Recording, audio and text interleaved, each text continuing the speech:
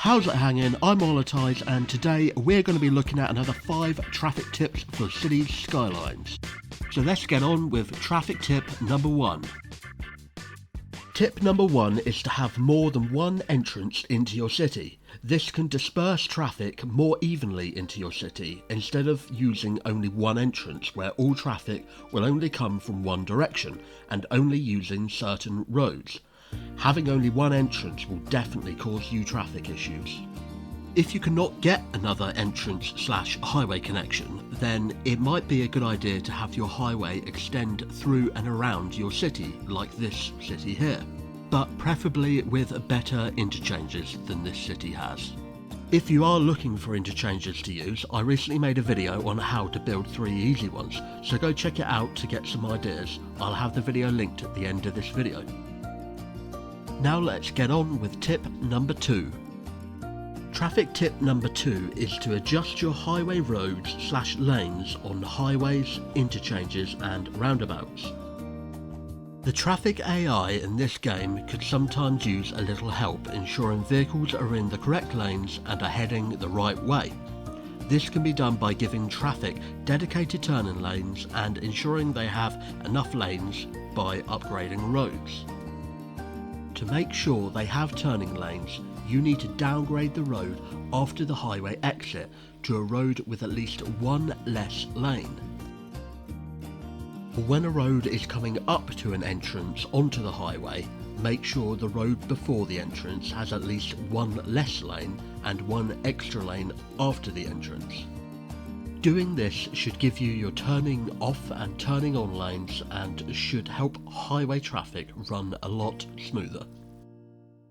When creating roundabouts, you'll want to make them using highways as it will move so much faster and get traffic on and off so much quicker. Using highways will remove the crossings and pavements from your roundabout. So you'll want to ensure that foot traffic can still get over to the other side of the roundabout by using paths going over, under or around it. It will also help if you give your roundabout connections dedicated one-way on and off lanes/ramps. This will remove crossings right where the road connects to the roundabout and will help everything run that extra little bit smoother. As for stop signs on roundabouts, I usually don't use them. Stop signs usually make traffic always stop before entering the roundabout, whether another car is coming or not. With no stop signs, they will go when they can/when it is safe, which I personally think is a bit more realistic. If you are enjoying the video so far, then make sure to give it a like and don't forget to subscribe. If you missed out on part 1 of this traffic video, I will link it at the end of this video for you to watch. Now for traffic tip number 3. Tip number 3 is to use asymmetrical roads. Asymmetrical roads are a great way to use an unused lane on the other side of the road as a turning lane. A lot of road lanes throughout your city will be multi-direction lanes. So being in that lane, you'll be able to choose to either turn or go straight on, which means a lot more traffic in singular lanes. Asymmetrical roads will take a lane from the other side of the road and turn it into a dedicated turning lane for this side of the road. This means traffic can spread out that bit more at junctions, and the cars who want to turn right through oncoming traffic aren't holding up traffic that want to go straight across. So overall, it's definitely worth going through your city and adding these roads at busy junctions. Up next, traffic tip number 4. Traffic tip number 4 is to try using more one-way roads. One-way roads are a great way to direct your traffic around your city instead of them picking their own route. This way you can keep certain areas of your city clear of too much traffic.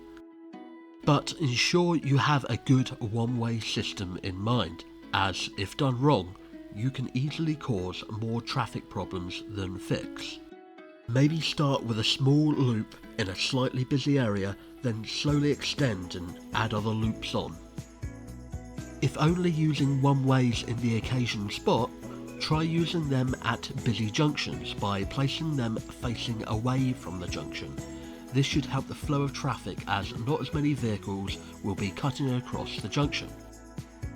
Though be aware that one-way roads can cause troubles for emergency services to get to places, but if used correctly, one-way roads can really help traffic flow in your city.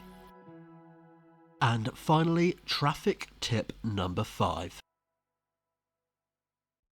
So traffic tip number 5 is to find out where traffic is going and create alternative routes. If you click on to Info Views and go down to Traffic Routes, you can see where all your traffic is going. This gives you all the information you need to create alternative routes. Know what roads need more lanes or asymmetrical roads, what roads could be one-ways and what roads need upgrading or downgrading because of their lanes and speeds.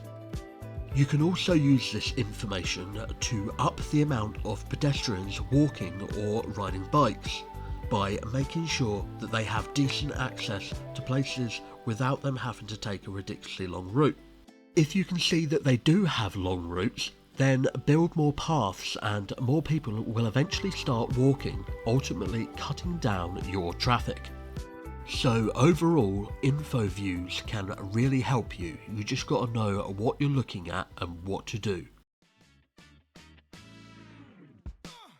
If you wanted help with picking or coming up with an interchange to use for your city, or if you missed out on part 1 of this traffic tip video, then check them out here.